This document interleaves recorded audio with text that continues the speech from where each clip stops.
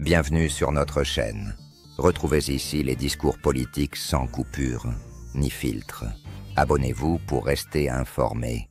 Monsieur le Premier ministre, Albert Chotard, agriculteur en Bretagne, est décédé ce samedi 31 mai après 40 ans de combat contre la maladie de Parkinson et sa cause, l'exposition aux pesticides.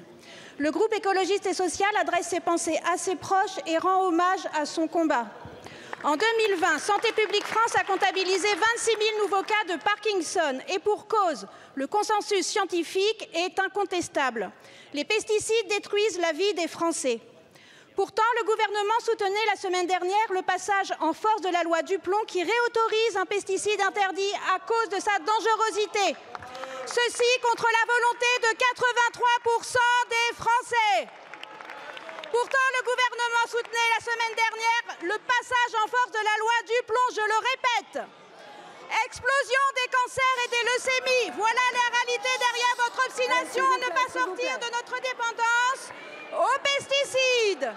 Qui dans cet hémicycle a encore la chance de ne pas avoir de proches touchés par l'une de ces maladies? En si peu de temps, vous avez volé en éclats le principe de non-régression environnementale. Suppression des zones en ville qui protègent les citoyens les plus précaires contre la pollution de l'air. Suppression du ZAN qui protège nos terres agricoles et naturelles face à la bétonisation, aux inondations, aux sécheresses. Suspension de MaPrimeRénov' qui aide les ménages modestes à vivre dans des logements décents. Passage en force pour relancer le chantier absurde de l'autoroute A69 dont l'utilité n'est aucunement démontrée. À l'inverse, son impact catastrophique pour la biodiversité et la qualité de l'air est reconnu.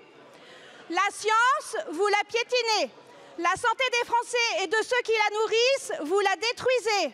La confiance des citoyens et de la jeunesse envers les institutions démocratiques et judiciaires, vous la bafouez. Merci. Ce que vous voyez ici n'est pas seulement une chaîne, c'est un mouvement citoyen.